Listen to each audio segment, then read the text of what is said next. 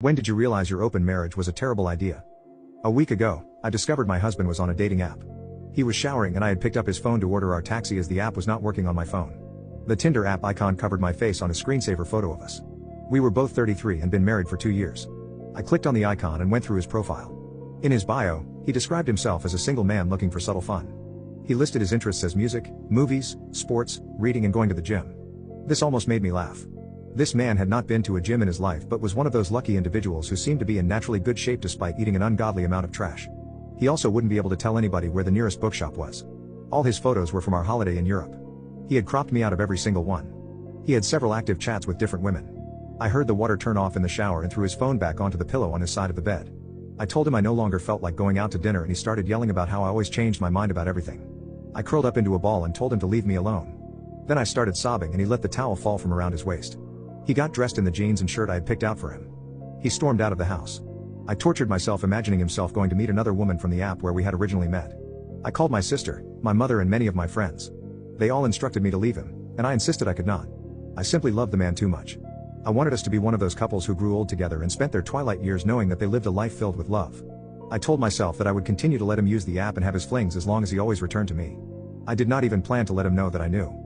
I did want to put him under more stress or inflict more guilt than he probably already felt. That's how much I loved him. My husband got home around 3 a.m. I could only smell beer and sweat on him. No perfume. He apologized for losing his cool and I said I regretted not going to dinner. We had sex and he fell asleep shortly afterwards. I slid his phone from under the pillow. My husband also did not know that I knew he used my birthday as the passcode on his phone. I used this fact to remind myself that he really did love me and then went back onto his Tinder. I took photographs with my own phone. His profile. His Tinder premium membership which gave him unlimited swipes. His matches. The messages they exchanged. The profiles of his matches. I slid the phone back under his pillow. Like I said, I did not mind my husband having his fun, but I wanted to know all about it. I parked outside the supermarket and looked through the window.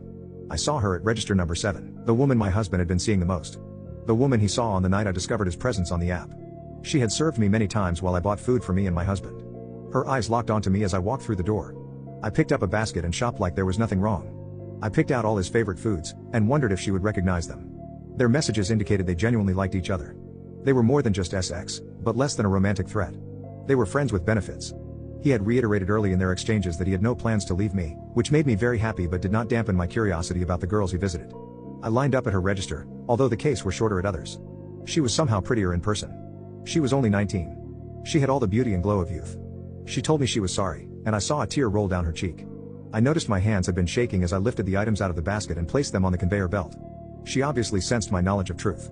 I handed her a tissue from my purse and told her to pull herself together. I asked her what time she clocked off and after she answered I said I would pick her up. I warned her not to speak to my husband before our meeting. At 7 o'clock, I collected the woman. She shivered as I drove, and I put on the heating. I got us both milkshakes at the McDonald's driveway and parked at the entrance to the forest on the outside of the town. By now, her hands were shaking but I told her to relax. I promised I was not going to hurt her. I said I just wanted somewhere quiet where me and her could talk. She started rambling and I could not understand her. I insisted she calm down, have some of her strawberry shake and speak slower. She detailed how he said we had an open marriage. He had claimed I was also on the app and regularly seeing other men. She informed me that he met several women around town. I wondered how many people in my hometown thought I slept around and was in an open marriage. Although such spousal behavior may have enraged many people, my main priority was still retaining my husband and keeping my marriage intact. I explained to her that I did not want him to know that I knew. I told her that I did not mind her sleeping with my husband as long as she would never try to take him away from me. The teenager then started sobbing about how she could never possibly continue seeing him after this supposedly horrendous experience. I lifted my purse from between my purse, pulled out a fistful of notes and dropped them onto her lap. I asked her if this brought back his appeal. The sobbing girl counted the notes and wiped her eyes which dried remarkably quickly. She nodded quickly and pocketed the cash. I started the car and drove her home. I realized I was paying this woman to continue sleeping with my husband and I laughed. That night, as I laid beside my husband in bed and smiled at his cute snores, I felt satisfied. Although the cashier was the only one who sensed that I knew, I scouted out all the women my husband was sleeping with. I concluded each of them was worthy of such a magnificent man but would also not threaten our marriage. After 20 minutes of failing to sleep, I got an idea. Why not make his lies into truths? Why not let him know that I knew about his affairs, but did not mind? Then I thought he would not mind if I also had my fun on the side. I also felt certain this would alleviate any guilt he felt about sleeping around. I thought an equal playing field would equal a happy marriage. I downloaded Tinder on my phone and quickly set up a profile. I kept him in my pictures. I was certainly not ashamed of our now open marriage. I copied his interests exactly. I thought that was cute.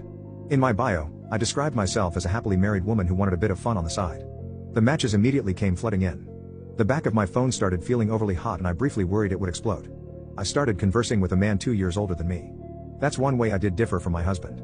I could never sleep with anybody significantly younger. This man complimented my appearance and made me laugh with cheesy pickup lines. I agreed to meet him that night. I turned to tell my husband I was acceptive of unfaithfulness and was going out to officially make our marriage open like he had been telling everybody. I felt a tingle of stomach of how happy a reaction he would have. Then I decided to let my beautiful king enjoy his sleep and came up with an even better way of telling him the marvelous news. My Tinder match picked me up in his pickup truck outside our home. The neighbor's bedroom curtains twitched as the match drove off with me in the passenger seat and his hand on me. His house was on the other side of town and our hands got very adventurous on the way over while Taylor Swift played on the radio. I had never been happier in my entire life, and I felt my marriage had never been in a better place. We were both getting the thrill of new flames but also got to retain the love from our marriage. The man had a nice house on the other side of town. He poured 2 glasses of expensive wine and took me upstairs. We had a long, deeply satisfying time together. When he had finally finished, I asked for a selfie. I wanted a photograph to accompany the text informing my husband of the wonderfully legitimate openness of our marriage. The man smiled and stuck up his thumb. I tiled my head slightly sideways and stuck out my tongue. Immediately after I sent the text, my husband called me. I answered the phone with the biggest smile on my face, and immediately burst into tears when he said the word divorce.